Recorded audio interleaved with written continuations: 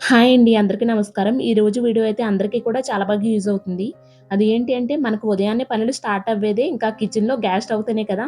అలాంటిది gas stove కనుక సరింగా పనిచేయకపోతే మన పరిస్థితి ఎలా ఉంటుంది అనేది చెప్పనవసరం లేదు. అది ప్లస్ పిల్లలకి లంచ్ బాక్సెస్ పెట్టే హడావిడి, ఇంకా ఆఫీస్‌కి వెళ్ళే వాళ్ళ హడావిడి ఇదంతా కూడా ఉదయాన్నే చాలా ఎక్కువగా ఉంటుంది కదా! అటువంటప్పుడు కనుక ఇలా వీడియోలో చూపిస్తున్నట్లుగా గ్యాస్ స్టవ్ ఫ్లేమ్స్ చిన్నగా వస్తే మనకి చాలా ఆలస్యం అయిపోతాయి కదా! పనులన్నీ కూడా. ఎందుకంటే మనకి ఫ్లేమ్ కనుక బాగా వచ్చింది అంటే మనకి వంటంతా కూడా చిటికలో చేసేసుకొని ఇంకా మిగిలిన పనులన్నీ కూడా చేసుకోవచ్చు. కానీ అలా కాకుండా ఇలా గ్యాస్ స్టవ్ చిన్న చిన్న ఫ్లేమ్స్ వస్తే మనకి పనంతా కూడా చాలా ఆలస్యం అయిపోతుంది. ఇంకా గ్యాస్ స్టవ్‌ని హై ఫ్లేమ్‌లో పెట్టినా ఇలా వెలుగుతూనే ఉంటాయి చిన్న ఫ్లేమ్. ఇంకా లో ఫ్లేమ్‌లో పెట్టాము అంటే ఇంక గ్యాస్ స్టవ్ ఒక్కొక్కసారి ఆరిపోతూ ఉంటుంది. లేదా మంట ఎర్రగా వచ్చేటప్పుడైనా దేనికైనా సరే ఈ వీడియో అయితే మీ అందరికీ కూడా చాలా బాగా యూజ్ అవుతుందండి. సో, అందుకని వీడియోని ఎవరు కూడా స్కిప్ చేయకుండా ఫుల్‌గా చూడండి. అలాగే వీడియో నచ్చితే తప్పకుండా లైక్ చేయండి. ఫస్ట్ గ్యాస్ స్టవ్ మీద ఉన్న స్టాండ్స్, బర్నర్స్ ఇవన్నీ కూడా తీసేసుకోవాలి. ఈ ప్రాసెస్ స్టార్ట్ చేసే ముందే గ్యాస్ సిలిండర్ దగ్గర కూడా ఒకసారి ఆఫ్ చేసుకొని తర్వాత ఈ ప్రాసెస్ అంతా కూడా కంటిన్యూ చేయాలి. అలాగే మనకి ఒక్కొక్కసారి ఈ బర్నర్స్ ఉన్నాయి కదా! హోల్స్ ఉంటాయి కదా! ఈ హోల్స్ అన్నీ కూడా బ్లాక్ అయిపోతూ ఉంటాయి. సో, అలాంటిటప్పుడు ఆ బ్లాకేజ్ అంతా కూడా క్లియర్ చేసుకోండి. అంటే క్లీన్ చేసుకొని ఎండలో ఆరబెట్టుకుంటే సరిపోతుంది. ఇక్కడైతే బ్లాకేజ్ ఏమీ లేదు. హోల్స్ అన్నీ కూడా క్లియర్‌గా ఉన్నాయి. ఇప్పుడు గ్యాస్ స్టవ్‌ని వెనక్కి తిప్పుకొని రిపేర్ ఎలా చేయాలనేది చూపిస్తాను. దానికన్నా ముందు మనకి గ్యాస్ పైప్‌లైన్ ఎలా ఉంటుంది అనేది ఒకసారి చూపిస్తున్నాను చూడండి.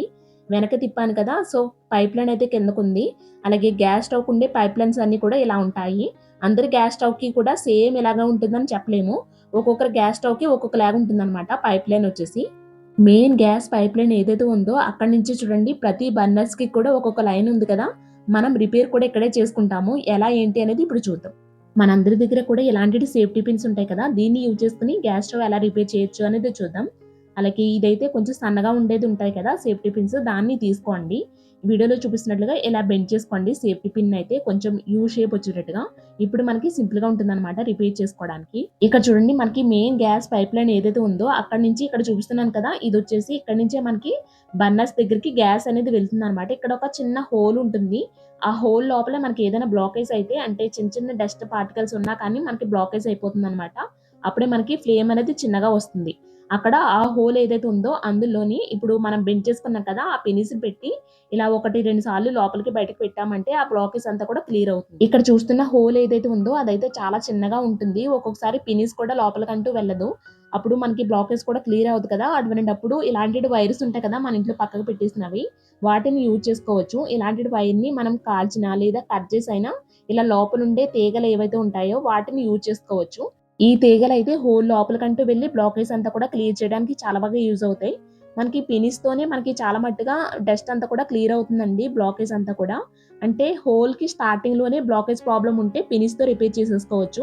ఒకసారి పినిస్‌తో ట్రై చేసి చూడండి. ఇంకా ఫ్లేమ్ అనేది చిన్నగానే వస్తుంది అనుకుంటే అప్పుడు ఈ తీగలతో ట్రై చేయండి. ఎందుకంటే లోపలికంటూ వెళ్లి ఈ తీగలు మనకి బ్లాకేజ్ అంతా కూడా క్లియర్ చేస్తాయన్నమాట. ఈ తీగలు బాగా థిన్‌గా ఉండడం వల్ల అటు ఇటు కూడా వంగిపోతూ ఉంటాయి. కొంచెం స్ట్రెయిట్‌గా చేసుకొని ఇలా హోల్ లోపల పెట్టి 4, 5 సార్లు ఇలా బయటికి లోపలికి అంటే సరిపోతుందండి. హోల్స్ లోపలుండే బ్లాకేజ్ అంతా కూడా చాలా బాగా క్లియర్ అయిపోతుంది. ఎలాంటి బ్లాకేజ్ ప్రాబ్లమ్ ఉండదు. మాదైతే 3 బర్నర్స్ గ్యాస్ స్టవ్ అండి. ఒక బర్నర్‌నయితే పినిస్‌తోనే క్లియర్ చేశాను బ్లాకేజ్ అంతా కూడా. మిగిలి ఉన్న 2 బర్నర్స్‌ని కూడా ఇలా తీగ సహాయంతో హోల్ లోపలుండే బ్లాకేజ్ అంతా కూడా క్లియర్ చేస్తున్నాను. మనకి ఈ ప్రాసెస్ అయితే గ్యాస్ స్టవ్ ఫ్లేమ్ చిన్నగా వెలుగుతున్నప్పుడు, ఎర్రగా వెలుగుతున్నప్పుడు లేదా సిమ్‌లో పెడుతుంటే ఆరిపోతూ ఉన్నప్పుడు కానీ, ఇలాంటిది ఏ ప్రాబ్లమ్స్‌కైనా సరే మనకి ఈ ప్రాసెస్‌లో రిపేర్ చేసుకోవచ్చండి గ్యాస్ స్టవ్‌ని. మనం వాడుతున్న గ్యాస్ స్టవ్ ఏదైతే ఉందో అది రిపేర్ రాకుండా ఎక్కువ సంవత్సరాల వరకు మన్నిక రావాలి అంటే, మనం క్లీన్ చేసుకునేటప్పుడు అంటే వాటర్‌తో అది కూడా ఎక్కువ ఎక్కువ వాటర్ వేసేసి బర్నర్స్ లోపలికి అది కూడా వాటర్ వెళ్ళకుండా చూసుకోవాలి.